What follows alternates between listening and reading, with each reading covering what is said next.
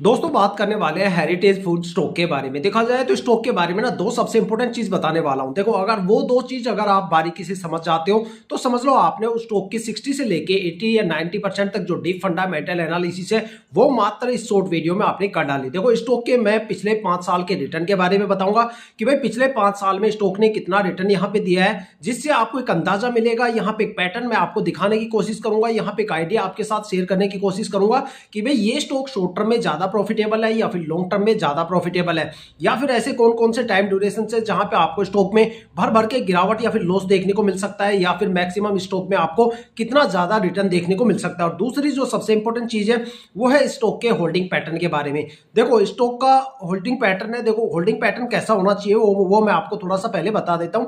देखो, किसी भी स्टॉक में ट्रेड करने से पहले वहां पे जो प्रमोटर होल्डिंग है वो कम से कम 50% तो होनी चाहिए।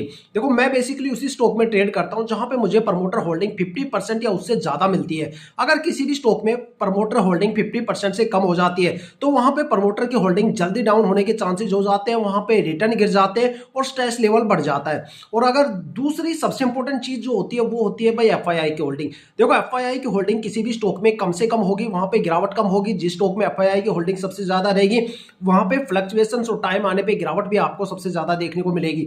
देखो, अगस्त सितंबर अक्टूबर में हमने देखा होगा कि भाई इंडियन स्टॉक मार्केट में एफआईआई ने कितने बड़े लेवल पे बिकवाली की।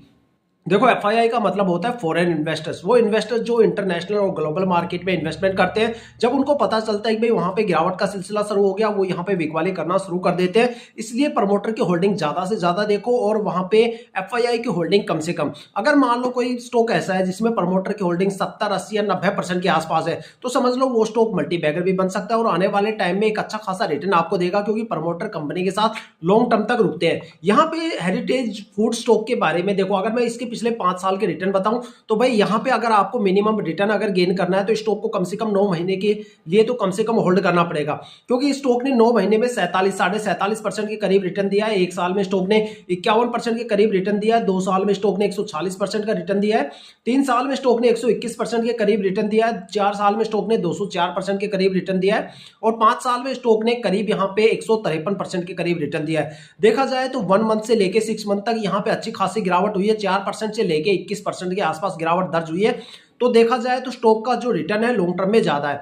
और अगर स्टॉक के होल्डिंग पैटर्न के बारे में बात करें तो होल्डिंग पैटर्न को देख के मुझे ये लगता है कि भाई यहाँ पे ट्रेड नहीं लेना चाहिए, क्योंकि प्रमोटर होल्डिंग यहाँ पे 41.30% है, जो पिछले साल 41.58% थी। यहाँ पे प्रमोटर धीरे धीरे अपनी होल्डिंग को कम कर रहे हैं। साथ में यहाँ पे एफआईआई की जो होल्डिंग है पिछले साल 0% थी, इस बार 8.26% है, काफी ज्यादा हाई है। और यहाँ पे पब्लिक इन्वेस्टर